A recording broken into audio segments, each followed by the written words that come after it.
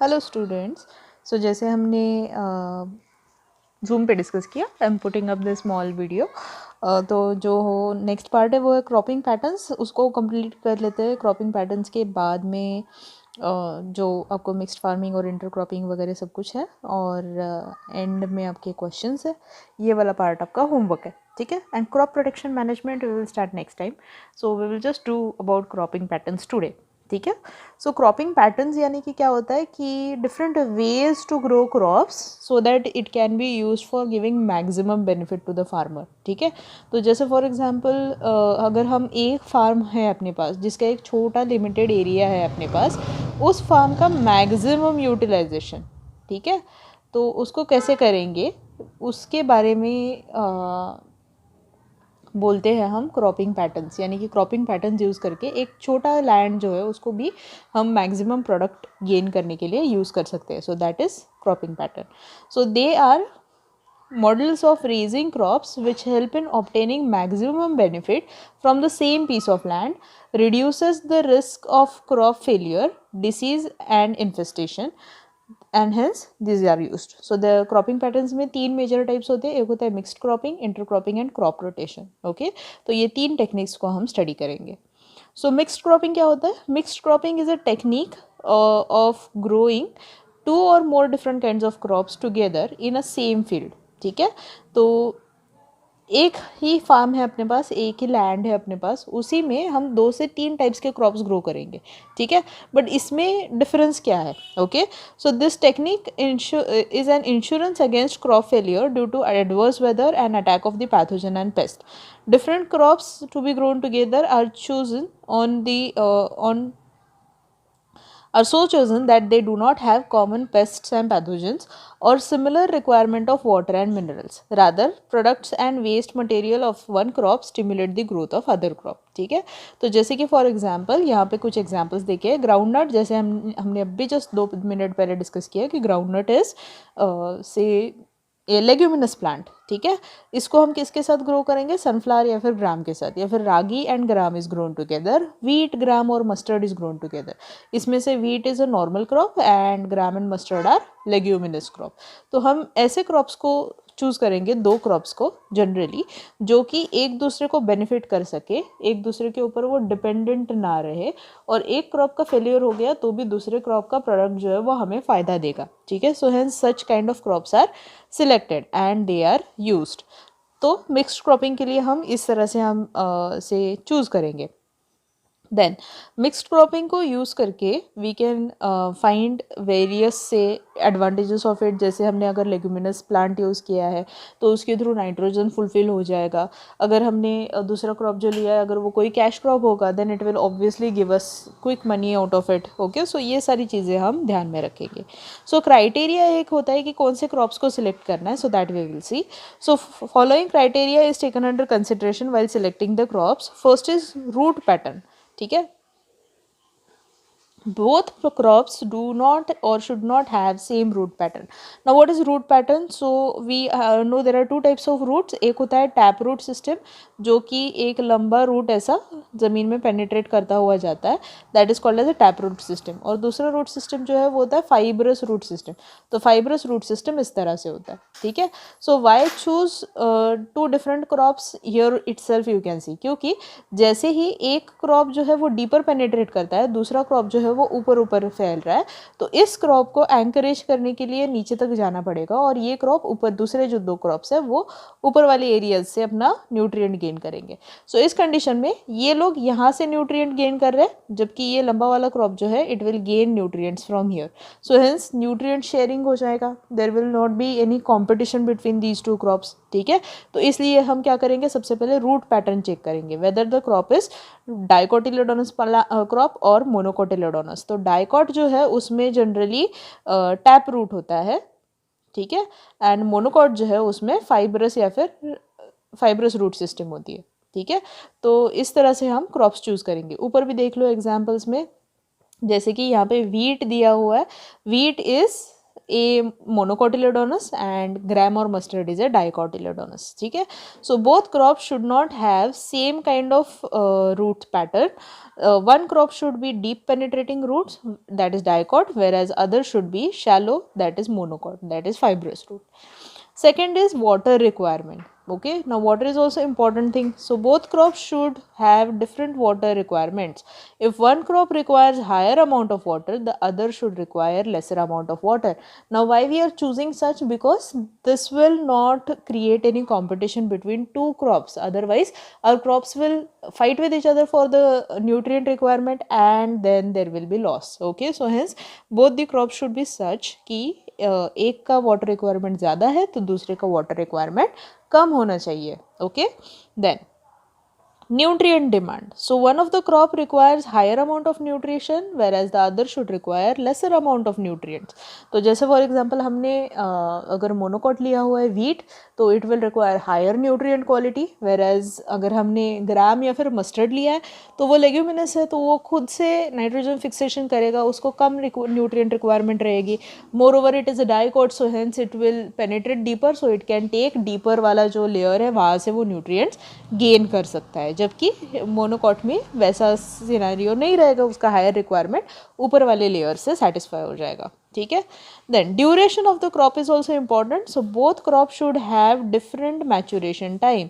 Now this is because so that we can obtain the product after certain time period. ठीक है, सो एक crop जो है वो लॉन्गर ड्यूरेशन का क्रॉप होना चाहिए, जबकि दूसरा crop is shorter duration, that is early maturing. तो एक अर्ली मैच्योर हो गया तो उसमें से प्रोडक्ट निकाल लो और फिर दूसरा वाला जो है उसको फार्म में रखेंगे और फिर उसका प्रोडक्ट आने तक हम आराम से रुक सकते हैं.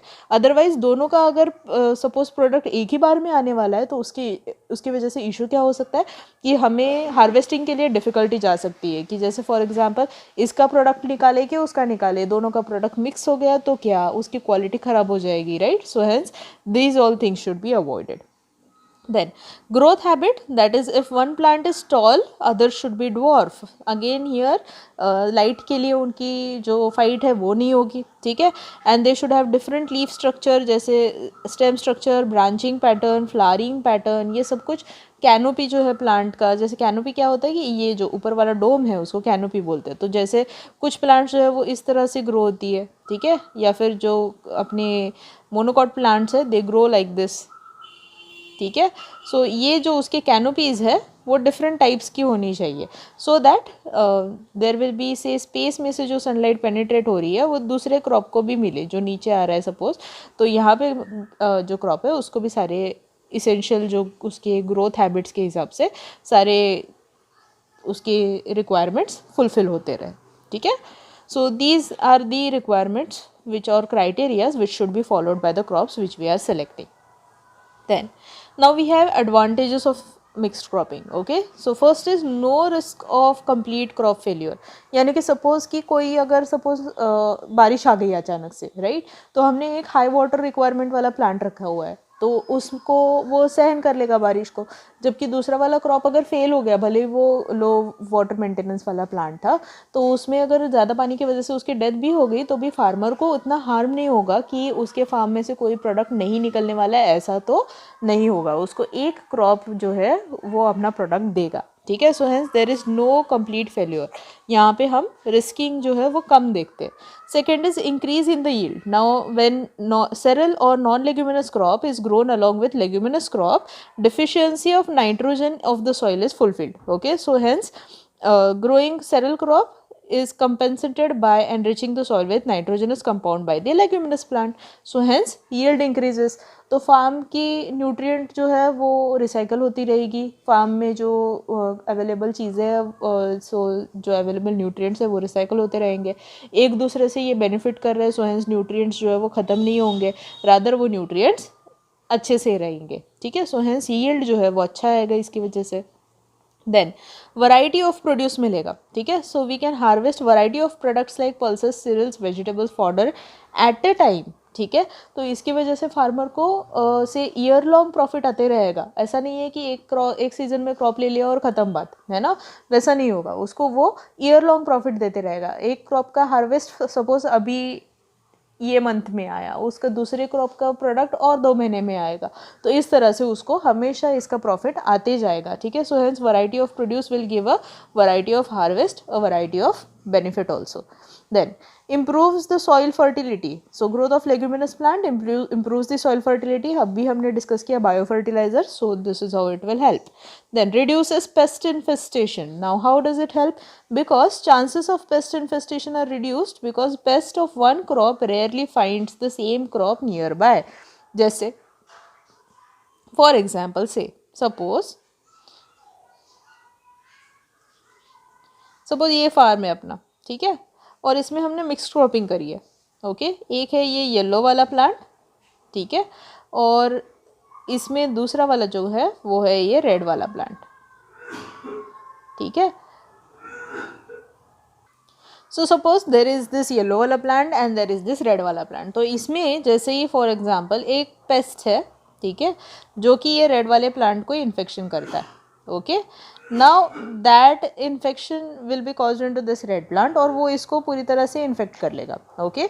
Now when this insect after से feeding on this plant will try to go into its surrounding area, ठीक है, तो उसको फट से रेड प्लांट नहीं मिलेगा, उसको मे बी उसके सराउंडिंग में सारे येलो प्लांट्स मिलेंगे, ठीक है।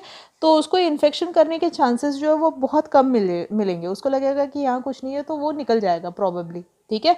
या फिर ऐसा भी हो सकता है कि हमें जब तक वो फर्स्ट प्लांट को इन्फेक्शन कर रहा है, फर्स्ट रेड प्लांट को, फार्मर की उसकी तरफ ध्यान जाए और फिर वो क्या कर सकता है, उसको वो हटा सकता है या फिर उसके अगेंस्ट जो है वो एक्शन ले सकता है, ठीक है, जिसकी वजह से वो इन्फेक्शन वो उधर ही अरेस्ट करेगा, ठीक है। So hence this can be done by the farmer by into a process that is mixed farming. Mixed farming में आराम से कर सकते हैं, otherwise it is not possible into a normal farm, so hence this can be done. Then disadvantages भी है इसके, जैसे for example farmer faces difficulty in applying fertilisers to individual crop, fertigation वाला इशू आ जाएगा इसमें, क्योंकि हर एक क्रॉप का न्यूट्रिएंट रिक्वायरमेंट अलग है, तो इस हिसाब से फर्टिगेशन में हम डायरेक्टली सभी को एक ही काइंड ऑफ फर्टिलाइजर नहीं दे सकते हैं, ठीक है। सो फार्मर्स फेसेस डिफिकल्टी इन स्प्रेइंग पेस्टिसाइड ऑल्सो, इंडिविजुअल एक एक क्रॉप को वो कैसे करेगा, क्योंकि अगर यहाँ पे मिक्सड सारे क्रॉप्स है तो एक एक क्रॉप को आइडेंटिफाई करके उसमें से उसको सारे फर्टिलाइजर एंड पेस्टिसाइड देना डिफिकल्ट हो जाता है, ठीक है। Harvesting and threshing of the crop separately is not easy because seeds of two crops are mix together and then sown, तो इसीलिए ये डिसएडवांटेज है, यानी कि इसमें कुछ एक से डेफिनेट पैटर्न नहीं है जिसके थ्रू सारे क्रॉप्स को हमने लगाया है। यहाँ पे कोई भी क्रॉप किसी भी क्रॉप के बाजू में रहेगा, तो उसमें हार्वेस्टिंग के टाइम में अगर इनका हार्वेस्ट पीरियड बहुत क्लोज है, ठीक है, एक ही विंडो में है, तो फिर वो काफ़ी डिफिकल्ट जाएगा फार्मर के लिए टू हार्वेस्ट, ओके। देन तो इसीलिए मिक्स्ड फार्मिंग थोड़ा डिसएडवांटेजेस हो सकता है, but as compare to disadvantages advantages बहुत ज़्यादा है। So mixed farming it is raising of two different crops, that is food grain, fibers, oil seeds, vegetables, etc., and animals on a same farm. तो it ensures good returns for the farmer and provides easy availability of various article. तो हम क्या कर सकते हैं कि farm का product जो है वो एनिमल्स को दे सकते हैं, एनिमल के बाई प्रोडक्ट्स यानी कि एनिमल वेस्ट जो है वो फार्म में हम फर्टिलाइजेशन के लिए वगैरह यूज़ कर सकते हैं। So that is called as mixed farming. Then is intercropping. अभी इंटरक्रॉपिंग भी मिक्स क्रॉपिंग के जैसा ही है, बस इसमें एक थोड़ा सा डिफरेंस है, ठीक है। तो वो क्या है देखते हैं। सो इंटरक्रॉपिंग इज ग्रोइंग टू और more crops simultaneously in different stripes or strips or rows in the same field in a definite row pattern, ठीक है, ये इंपॉर्टेंट है।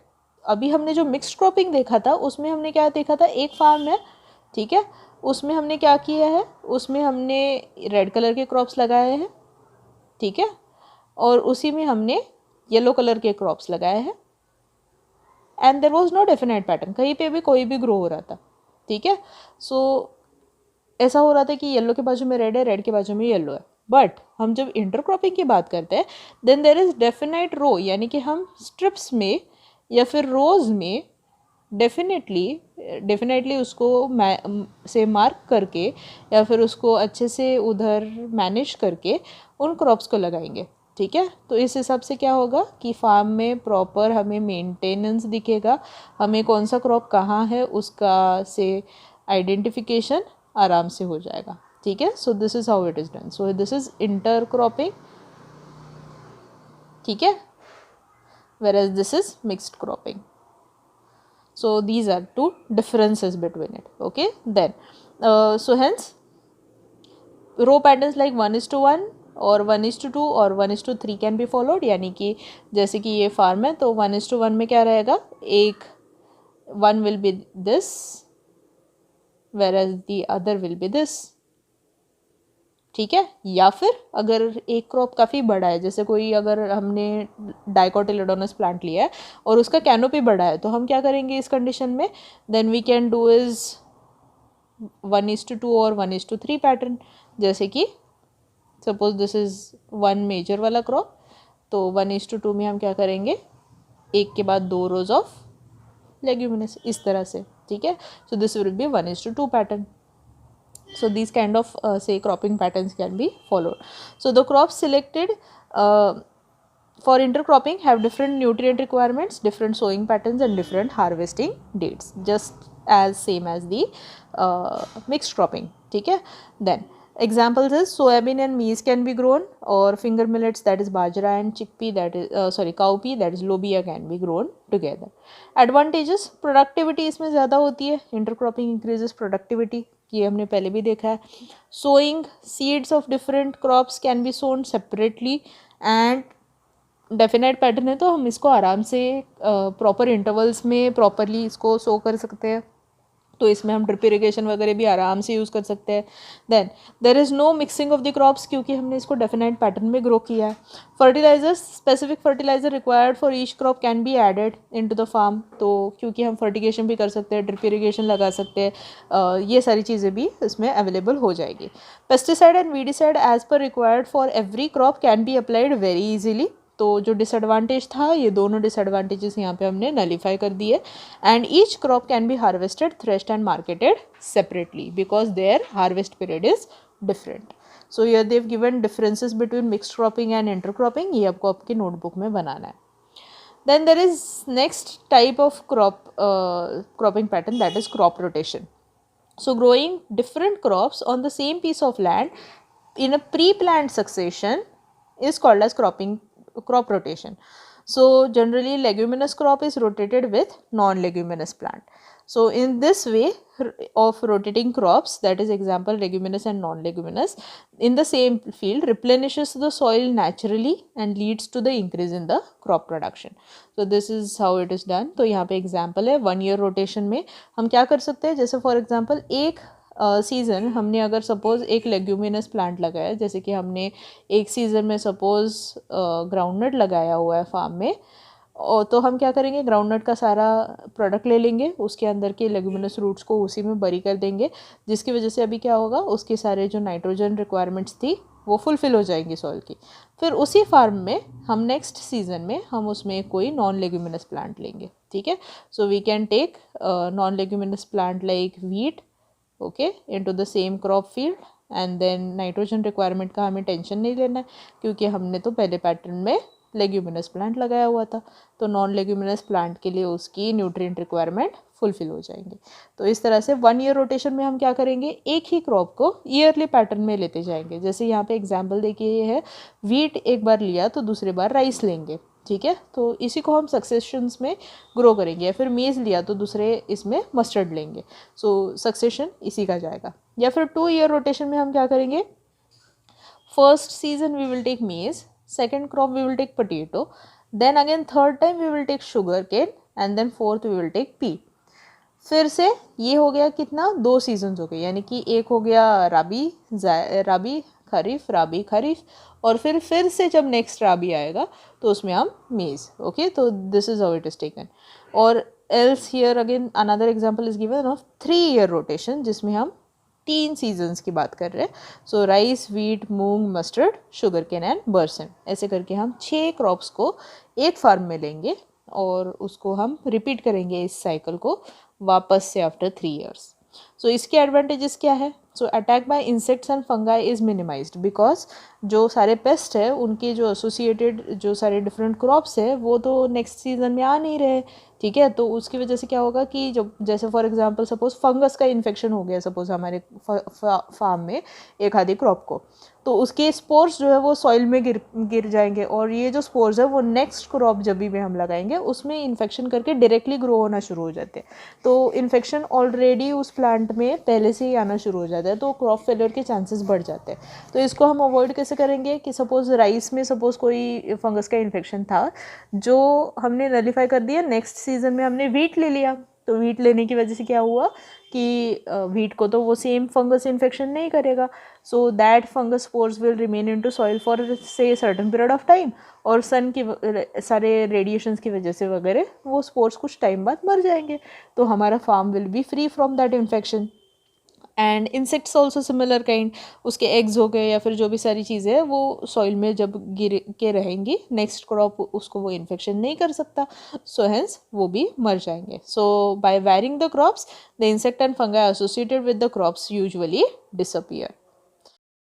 सो नेक्स्ट क्रॉप रोटेशन का एडवांटेजेस इनटू वीड कंट्रोल। सो weed control में वो कैसे हेल्प करता है, तो बिकॉज वीड क्या होता है, सबसे पहले तो वो बात, weed are unwanted crops into the farm, okay. तो जैसे for example the ones which grow with are usually grow with are crop plant, तो वीड जो है वो उसका और हमारा जो क्रॉप प्लांट है वो जनरली बहुत ज़्यादा सिमिलर होते हैं, यानी कि वो दिखने में काफ़ी ज़्यादा आइडेंटिकल होते हैं, जिसकी वजह से we can not identify majorly during younger phases of growth कि वीड कौन सा है और नॉर्मल क्रॉप कौन सा है।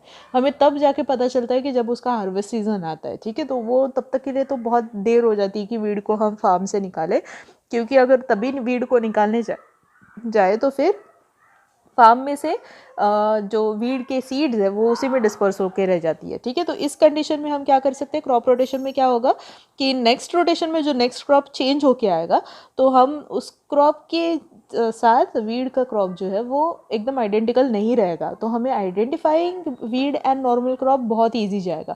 तो इस कंडीशन में हम वीड को यंगर स्टेजेस में ही निकाल के मार सकते हैं, तो हमारा फार्म जो है वो से वीड का कंट्रोल हम कर लेंगे फार्म में। Then crop rotation also improves the fertility. Again, we have talked about increasing the fertility a lot of times, so I'm not repeating this. So food grains वगैरह में इसकी help हो जाएगी.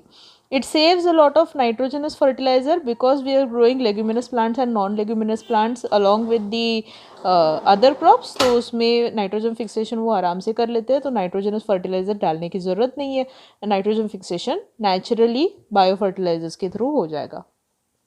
Chemical nature of the soil is not altered and altered as different crops require different types of fertilizer, so hence nutrient requirements is fulfilled from one crop to another easily. And then land is not kept free of cultivation, so 2 or 4 crops can be raised with increasing the income of the farmer, so this can be done into crop rotations also. So these are the advantages of doing say cropping patterns and crop rotation and everything. So these will help into the farmers increasing economic, उसका help हो जाएगा, उसका income अच्छे से increase होगा, farm की fertility अच्छे से रहेगी, उसमें weed और insects और pest और fungus के infections को हम tackle कर सकते हैं। ये सारे advantages को देख के cropping patterns should be applied into farms by every farmer. This we can deduce out of it. So here there are a few review questions, ये आपको homework के लिए solve करना है, और जो previous homework है वो भी फटाफट send करना शुरू करो, check करके मैं आपको भेजूंगी, ठीक है। So I'll meet you in the next class. Bye bye, take care.